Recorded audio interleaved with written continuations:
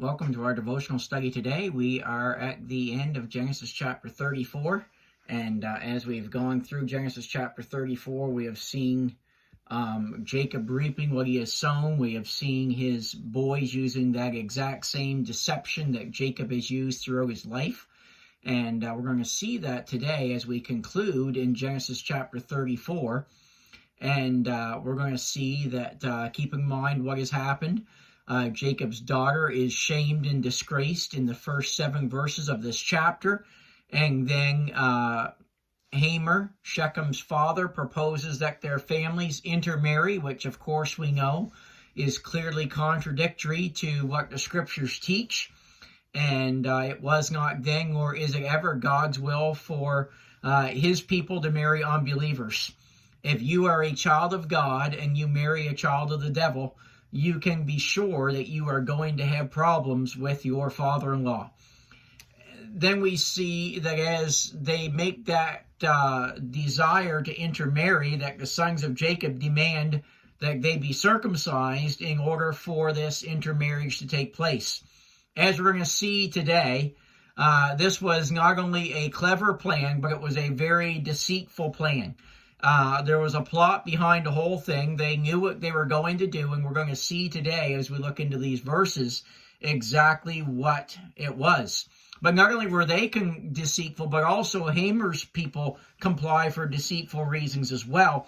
And we want to see the end of this. Keep in mind, twice in the book of Proverbs it says, "There is a way that seemeth right unto a man, but the end thereof are the ways of death." And it would do us well to take those things into consideration before we chase sin in our lives. That being said, Genesis 34, verse 25.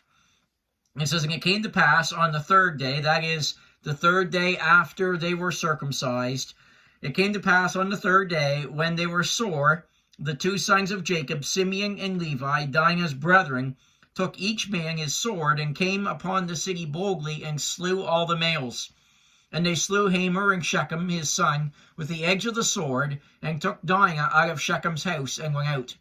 The sons of Jacob came upon the slaying, and spoiled the city, because they had defiled their sister.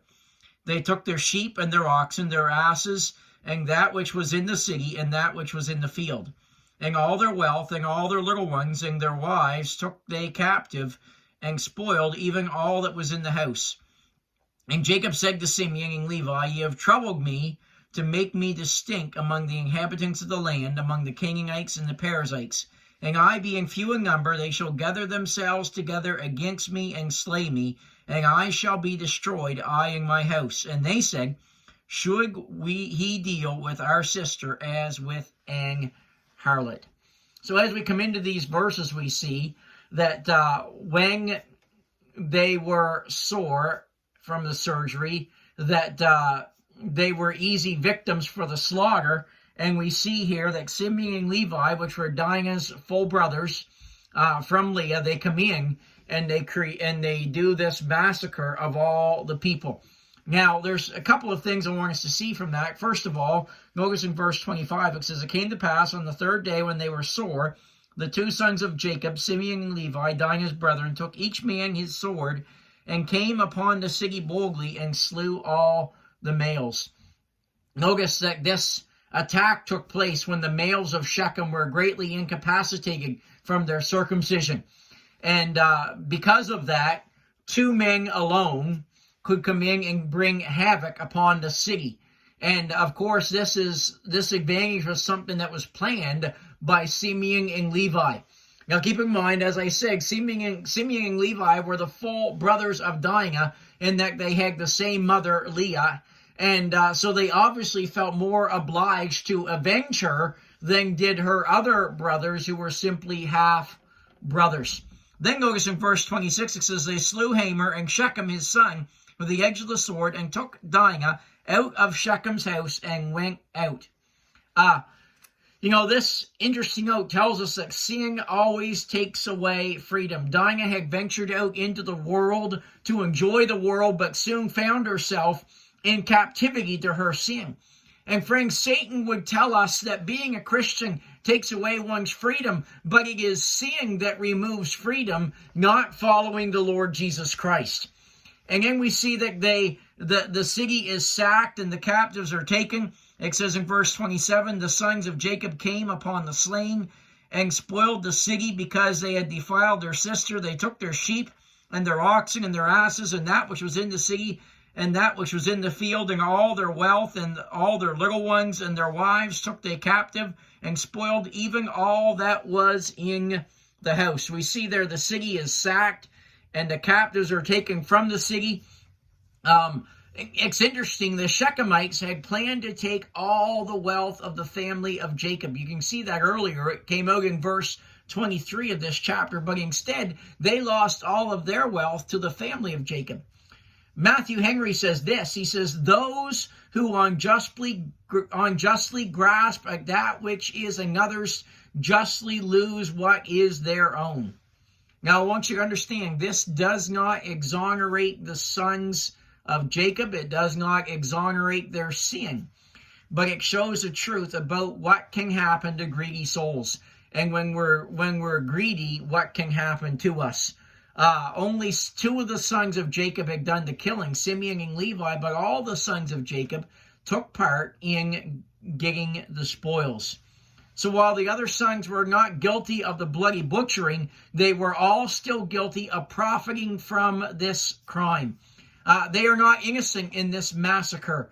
If you profit from the crime, you are guilty of doing the crime. And that's what we see here. Then in verses 28 and 29, we see that it was a complete spoiling of the city.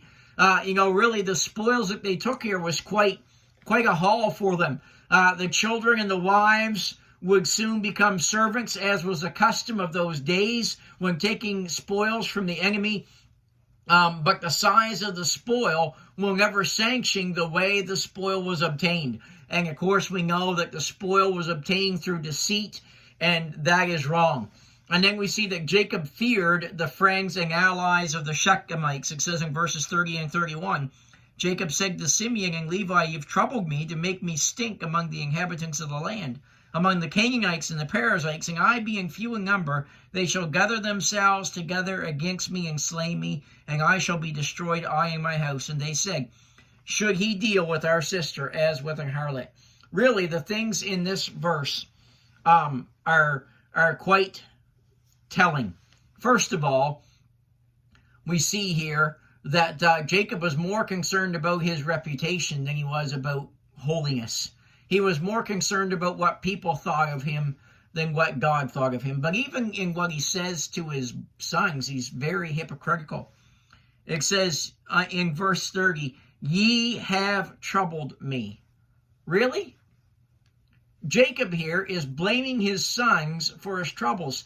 And you may look at that today and you say, well, of course they're guilty. Of course they're the ones that have caused him the trouble. But is that really the case?